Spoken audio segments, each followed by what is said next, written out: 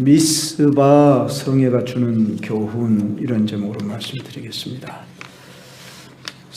사무엘상 4장으로부터 7장 2절, 지난 시간에 살폈던 거기까지의 내용이 이스라엘이 블레셋에게 언약궤를 빼앗기고 이어지는 일련의 사건을 다루었습니다. 왜 언약궤를 빼앗기고 이스라엘이 죽임을 당하거나 패하거나 했습니까? 한마디로 불신앙, 우상 숭배, 이러한 죄악에 빠졌기 때문이라는 것입니다. 지난 단락의 끝부분인 7장 2절에서 이런 말씀이 나옵니다. 궤가 기럇여아림에 들어간 날부터 20년 동안 오래 있은지라. 이스라엘 온 족속이 여호와를 사모하니라. 이스라엘이 여호와를 사모했더라. 이어지는 내용이 그들이 저 기럇여아림의 아비나답 집에 언약궤를 모셔놨을지라도 그들은 하나님의 도우심을 간절히 바라며 사모하는 그런 상황에 이르렀습니다. 그랬을 때에 하나님께서 이 사무엘을 등장시킵니다. 사무엘이 그때는 20년이 지났으니까 거의 30세가 다가오지 않았겠습니까? 또는 30세 좀 넘었을는지 그건 정확히 알 수 없지만 사무엘의 나이가 성장함과 동시에 사무엘이 오늘 여기 등장해서 이스라엘 백성들의 이제 영적 지도자로 인정받게 되는 모습을 보게 되는데, 사무엘이 이렇게 말합니다. 이스라엘 온 족속에게 말하여 이르되 만일 너희가 전심으로 여호와께 돌아오려거든. 그들이 여호와를 사모하니까 우리를 구원해 주소서 하고 간구하니까 너희들이 하나님 앞으로 돌아오려면 이방 신들과 아스다롯을 너희 중에서 제거하고 너희 마음을 여호와께로 향하여 그만을 섬기라. 그리하면 너희를 블레셋 사람의 손에서 건져내시리라. 자, 우리가 살 길은 이 하나님만 경외하고 우상신을 다 버려야 한다. 그렇게 말씀을 했습니다. 그리고 너희들은 미스바로 모여라 그랬습니다. 이 미스바가 어느 지역인지 지금은 정확히 알 수 없다고 합니다. 미스바라는 뜻은 망대라는 뜻을 가지고 있지만 한 가지 알 수 있는 것은 베냐민 지파의 성에 속한 곳이라. 그 지역을 보면은 이스라엘 사방에서 다 오기 좋은 그런 중간 장소로 알려져 있습니다. 그래서 이 미스바로 모여라. 12지파가 다 한 곳에 모여라. 그럼 왜 모이라고 했을까요? 모인 이유는, 그들이 한 곳에 모여야 할 이유는 종교적인 이유에서, 가령 유월절 비롯해서 여러 제사를 드리는 그 일, 또한 어떤 전쟁이 일어났을 때 군사를 모집하기 위해서, 그리고 어떤 사회적인 특별한 어떤 이슈가 있을 때 모였습니다. 그랬을 때 여기서 미스바로 모인 것은 하나님과 이스라엘 백성의 언약 관계를 회복하고 이스라엘의 위상을 재확립하기 위한 것은 물론이요, 백성들이 일치 단결해서 지금 저 블레셋이 호시탐탐 늘 노리고 틈만 있으면 자주 쳐들어오는 이러한 상황에 또 이미 나라도 빼앗겼습니다. 그래서 빼앗긴 일부분을 다시 찾아야 하는 그런 상황에 있습니다. 그랬을 때에 바로 너희들이 가장 먼저 해야 할 일은 이방신을 제거하고 너희 마음을 온전히 하나님께로 향하는 것이다. 이렇게 그들의 죄악의 우상 숭배였음을 3절에 통해서 우리는 알 수 있습니다. 우리들이 구약 시대의 이스라엘 백성이 왜 그렇게 우상을 숭배했을까 상당히 의아하는 마음이 듭니다. 왜냐하면 그들은 모세 시대로부터 이미 율법을 주었고 제사 제도를 주었고 선지자가 있고 제사장이 있고 그런데 왜 그들이 무엇이 부족해서 우상을 숭배했을까? 가나안에 정착한 이후로도 늘 주변에 그 나라들의 풍습을 쫓아가기가 일쑤였더라 그 말입니다. 그러면 그들이 본받았던 그 우상들이 여기 보니까 바알과 아스다롯이라 그랬습니다. 여기 바알이라고 하는 우상은 고대 근동의 최고 신인 엘과 그의 아내 아세라 여신 사이에 태어난 아들이 바알이요 딸이 아스다롯입니다. 바알은 전쟁의 신이고 또한 기상의 신, 기후, 이런 바람, 비, 이런 햇빛을 고르게 주어서 농작물이 잘 되게 해주는 그런 신이다. 그래서 엘리야 시대 때 그 바알 신 450명인가 하는 그 선지자들과 이렇게 싸웠던 것도 알지요. 자, 주변 나라 사람들은 이런 바알 신을 섬기고 아스다롯을 섬기니까 그런지 뭐든지 잘 되고 잘 되더라. 그러면서 그들의 부러워하고 주변 나라들은 점점 강대해져 가더라. 그러고 미혹을 받았다는 것입니다. 여기 또한 아스다롯이라고 하는 여신은 최고 미녀 신으로 별칭이 사랑의 신이기도 합니다.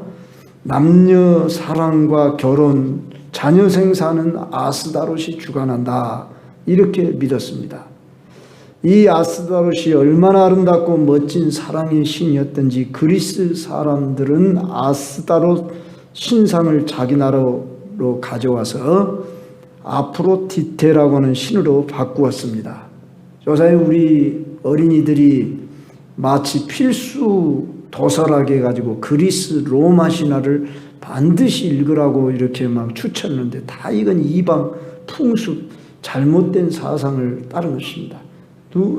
쓸데없는 이 얘기로 가득 차 있습니다. 하나 도움이 되지 않는 이 얘기들로 온통 가득한 것을 우리는 보게 됩니다. 로마 사람들은 비너스 신으로 바꾸어 섬겼답니다.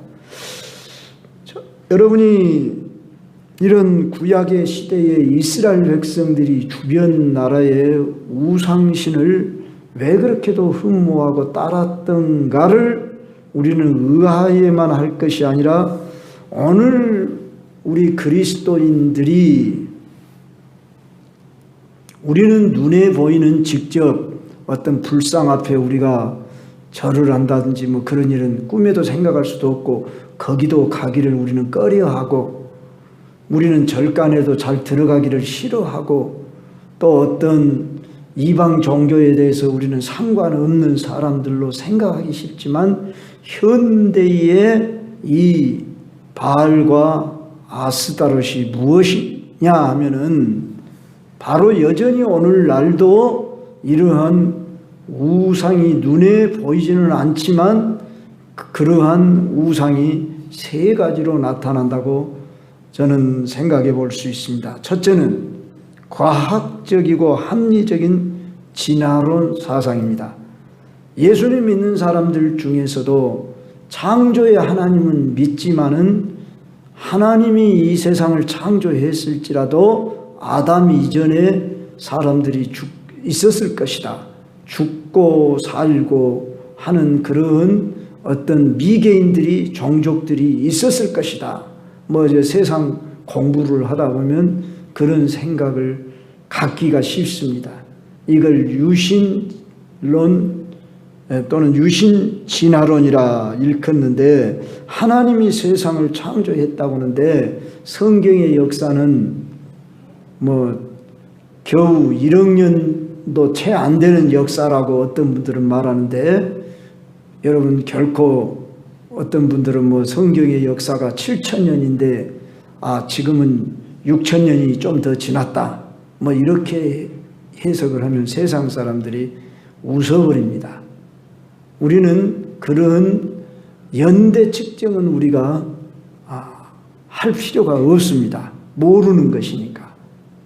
그랬을 때에 어떤 분들은 세상 그 과학의 역사로 말하면은 몇 억 년 전이다 이렇게 이야기한다 그 말입니다.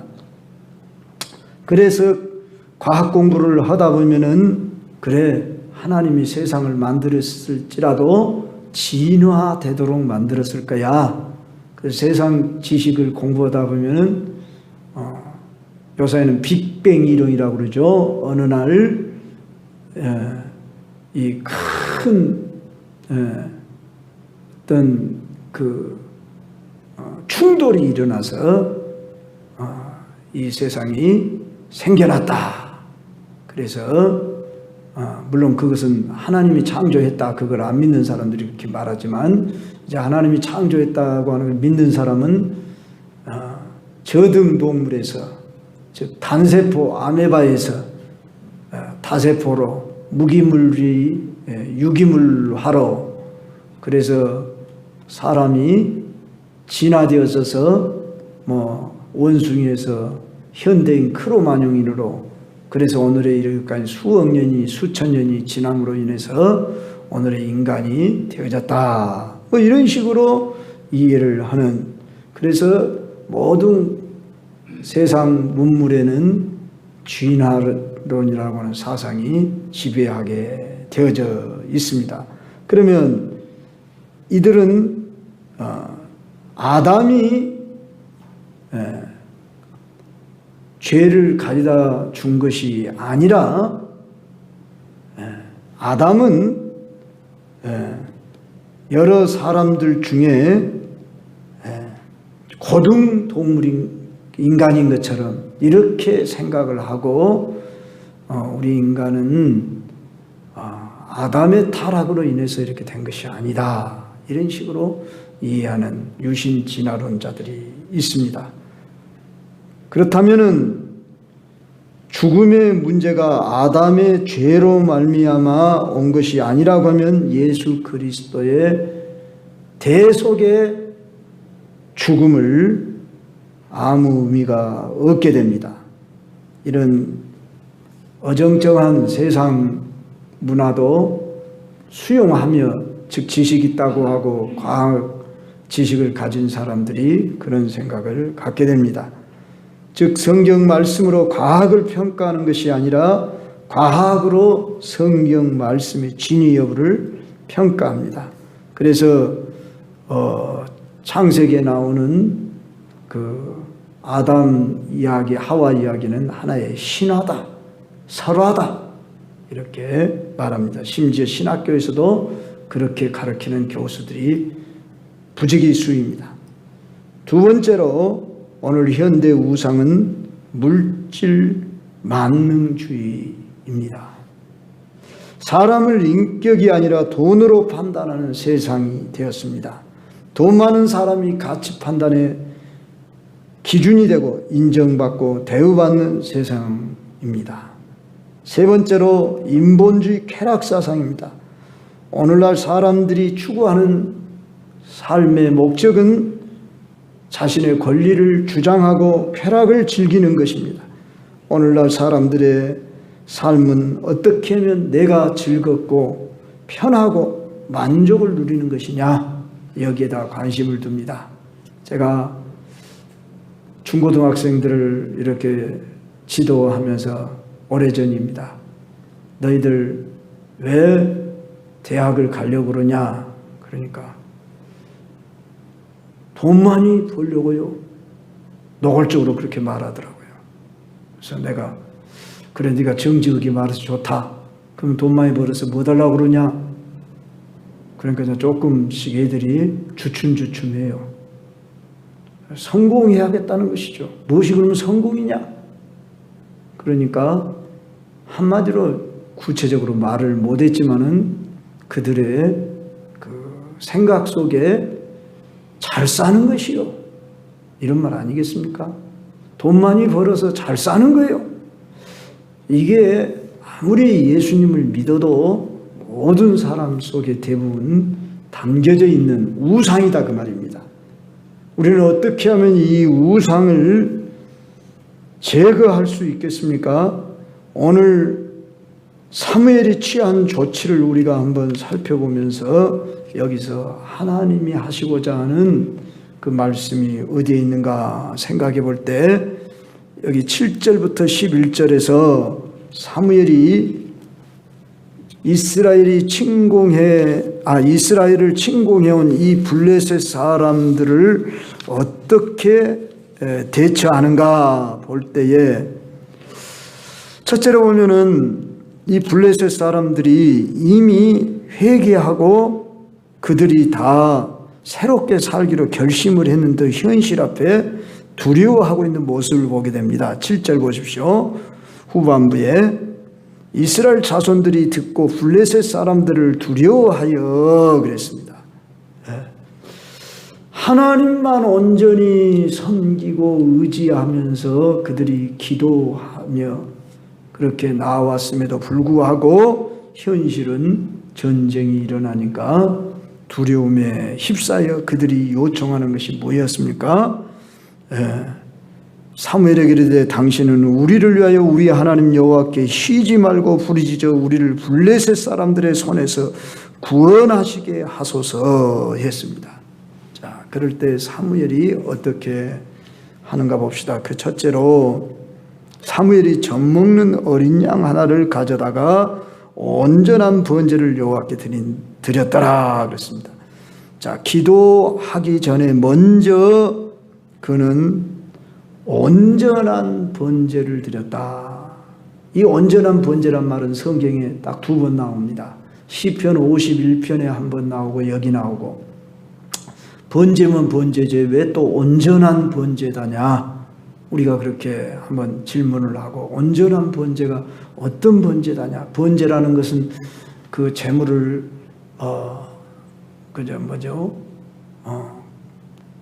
각을 떠서 이렇게 마디마디를 자른다고 말이죠. 그래서 그걸 이렇게 절차를 따라서 불을 태워 온전히 제사를 드리는 것입니다. 근데 온전한 번제를 여호와께 드리기 지금 바쁜 상황입니다. 왜? 우리가 여기 10절을 보니까 사무엘이 번제를 드릴 때 블레셋 사람이 이스라엘과 싸우려고 가까이 왔다고 그랬어요. 지금 블레셋 사람들이 미스바에 모였다. 그러니까 저들이 지금 전쟁을 하려고 모였다냐 그러고 요새같이 뭐 통신수단이 발달되지 않은 시대니까 뭐 드론이 있는 것도 아니고 소문으로만 들은 바 있지 않겠습니까? 또는 자기들이 저기들 모여서 기도한다더라. 그러니까 우리가 이때 치면 좋겠다 그랬다든지 또는 저들이 모여서 지금 우리를 치려고 대적하려고 모인 것 아니냐 그러고 착각을 하고 저희들이 하여간 쳐들어왔든지 지금 모여 있단 말입니다. 이들이. 그런데 그 시간에 뭘 했다고요? 번제를 드리고 있어요. 번제를 드리려면 시간이 많이 걸려요. 그런데도 번제를 먼저 드렸다 하는 것은 그동안 하나님 앞에 이스라엘 백성들이 온전한 제사를 드리지를 못했다 하는 것을 인식하고 제사를 먼저 회복하는 것, 즉 하나님과의 관계가 회복되는 것이 무엇보다 중요한 일이라고 하는 것을 알았기 때문에 바로 여기서 사무엘이 온전한 번제를 드렸다. 이렇게 여기서 온전한 번제란 그저 재물을 정성껏 드렸다 그런 의미만 담긴 게 아니라 먼저 마음을 정말 비우고 하나님 앞에 이스라엘 백성들의 모든 죄악을 대신하여 자신이 제사장으로서 선지자로서 사사로서 지금 정성을 다하여 번제를 드렸더라. 평소 이 사무엘은 기도의 사람 아닙니까? 그렇기 때문에 자신이 그동안 기도해왔던 그 모든 자기의 그 습관과 자신감을 가지고 얼마든지 나아갈 수 있겠지만은 하나님 앞에서는 바로 이 이스라엘 백성들을 대신해서 내가 번제를 드리는데 온전한 번제를 드림으로 먼저 나아갔던 것처럼 오늘 우리들이 사무엘이 드려졌던 이 온전한 번제처럼 우리는 마음을 먼저 드려야 한다 하는 것을 잊지 말아야 합니다. 이스라엘 백성들이 마음을 드리지 못하고 재물도 물론 흠이 있게 드린 것도 잘못이겠지만은 마음을 온전히 하나님 앞에 드리지 못한 것, 이것이 늘 잘못된 제사 아니었겠습니까? 그러면 마음을 드리지 못했다 그 말은 삶이 바로 되지 못했다 그 말이죠. 회개하지 아니하고 나아가는 상태는 온전한 번제가 될 수가 없다 그 말입니다. 그래서 제사장들이 하나님 앞에 나아갈 때는 자기 죄를 먼저 회개하고 그래서 자기 손과 발을 물두멍에서 씻었지요. 물론 목욕 재개를 한 것은 물론이겠죠. 그런데 하나님은 중심을 보시는 분 아니겠습니까? 그래서 의식 절차뿐만 아니라 마음을 먼저 다 쏟아서 제사를 드리고 난 다음에 그 다음에 하나님 앞에 이스라엘을 위하여 부르짖었더니 그랬습니다. 부르짖음에 여호와께서 응답하셨더라. 여기서 우리는 참 기도의 중요성을 알 수 있습니다.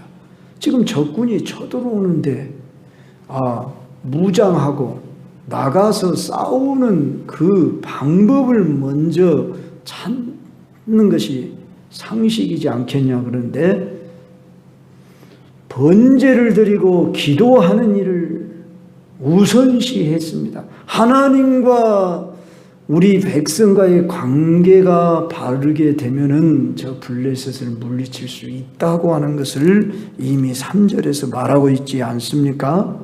그러니까 오늘 우리 그리스도인의 삶의 승리는 곧 하나님과 나와의 관계에 달려 있다.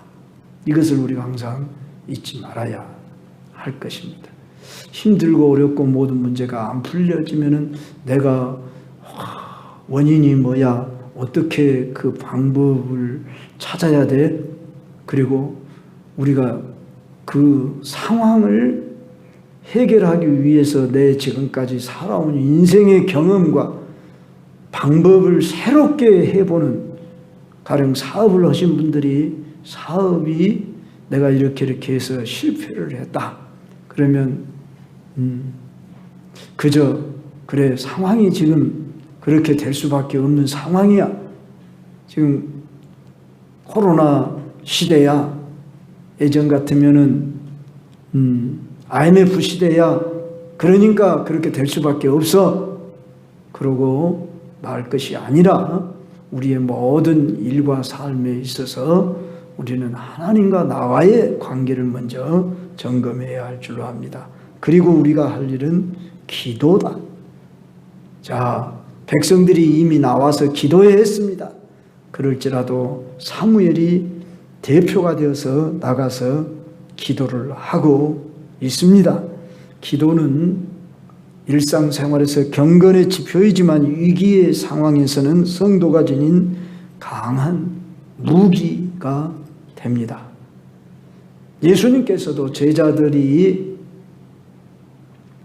귀신 들린 아이를 고쳐내지 못한 관계로 쩔쩔매고 있을 때 그 아버지가 당신의 제자들이 이렇게 귀신을 내 아들을 고치지 못하더이다. 당신이 할 수만 있거든 해주십시오. 이렇게 원할 때에 우리 예수님이 믿는 자에게는 능치 못함이 없느니라 하고 그 귀신을 쫓아내 줬는데 제자들이 그날 밤에 와서 물었습니다. 왜 우리는 이미 귀신 쫓아내라고 하는 그 능력을 우리에게 주었는데도 우리는 쫓아내지 못했습니까? 이렇게 물었을 때에 마가복음 9장에 나오죠. 기도 외에는 이런 유가 나아갈 수 없다. 우리 예수님이 분명히 말씀했습니다. 함으로 우리 광주 경성교회가 기도가 필요한 시기입니다. 기도하고 있는데요. 더 하십시다. 우리 기도하는 자리라고 그러면은 욕심을 내십시다. 무시로 성령 안에서 기도하고 이를 위하여 깨어 기도하기를 항상 힘쓰며 여러 성도를 위하여 구하라고 하지 않았습니까? 일상생활에 나의 기도뿐만 아니라 좀 간절한 기도, 함께 모여서 부르짖는 기도. 오늘 여기 보면은 미스바에 모여서 그들이 한 일은 부르짖는 기도였습니다. 그럴 때 하나님께서 즉각적으로 응답한 이유가 무엇일까 하면은 물론 이스라엘 백성들의 회개가 먼저 선행됐던 것이 하나님이 응답할 수 있었던 것이었지만 사무엘이 온전한 번제를 드리며 그가 부르짖으며 나아갈 때에 응답해 줬더라. 응답의 역사가 10절 11절로 나타나는데 사무엘이 번제를 드릴 때에 블레셋 사람이 이스라엘과 싸우려고 가까이 오매 그날에 여호와께서 블레셋 사람에게 큰 우레를 발하여 그들을 어지럽게 하시니 그들이 이스라엘 앞에 패한지라. 전쟁은 내게 속한 것이다. 하나님이 말씀한 대로 우리 나라 간의 전쟁만 전쟁이 아니라 살아가는 모든 삶이 전쟁과 다름없습니다. 보이지 않는 어둠의 영들과 우리는 싸우고 있는 영적 군사들이라는 것을 늘 잃지 말아야 합니다. 그렇다고 할 때에 나 한 사람이 얼마나 중요한가. 오늘 여기 사무엘이 기도했더니 응답했더라 하는 이 역사는 바로 사무엘의 어머니가 즉 한나가 사무엘을 기도로 낳았고 기도로 양육했고 기도 속에 하나님 앞에 바친 이 사무엘이 이스라엘 나라를 구하는 이러한 지도자로 세움을 받는 과정을 통해서 하나님은 오늘도 사람을 찾고 계신다. 기도하는 사람, 내 마음에 합한 사람을 찾고 계신다. 그 한 사람으로 인해서 나라도 구하고 살릴 수 있구나. 그랬을 때 이 사무엘은 장차 오실 메시아를 예표하는 사람 아니겠습니까? 그랬을 때 우리는 사무엘만 추앙하고 바라보라는 게 아니라 아하, 하나님은 시대마다 사람을 찾고 있을 때 오늘 이 시대에 하나님 나로 하여금 내 가정을, 내 교회를, 우리가 살고 있는 이 지역사회를, 이 민족을 살릴 수 있는 통로로 나를 좀 써주시옵소서. 우리가 좀 이런 소원을 품고 이런 비전을 가지고 내 한 사람으로 인해서 우리 교회가 살 수 있다면 우리 지역사회가 살 수 있다면 얼마나 하나님은 오늘 또 그런 사람을 찾으는데 바로 어떻게 말하면 한나의 그 헌신을 통해서 사무엘이 태어났고 사무엘이 기도로 양육받더니 그가 기도의 사람으로 이렇게 일반 백성 이스라엘 자손들이 사무엘에게 이르되 당신은 우리를 위하여 우리 하나님 여호와께 쉬지 말고 부르짖어 우리를 블레셋 사람들의 손에서 구원하시게 하소서. 블레셋이 쳐들어오면 군사를 훈련을 잘하고 무기를 좋은 무기를 가서 싸워야지 뭔 기도한다고 된다냐? 이런 생각이 세상 사람들의 생각이지만은 모든 것은 하나님이 주관하시고 역사하신다. 그리고 전쟁의 승패가 하나님에게 달려있다 하는 것이 성경의 역사입니다. 그래서 이 사무엘 그는 12장 23절을 보면 그가 어떤 사람이었는가를 더 자세히 알 수 있는데 나는 너희를 위하여 기도하기를 쉬는 죄를 여호와 앞에 결단코 범하지 아니하고 선하고 의로운 길을 너희에게 가르칠 것인지 그랬어요. 아, 그렇구나. 우리가 사무엘은 될 수 없을지라도 사무엘과 비슷한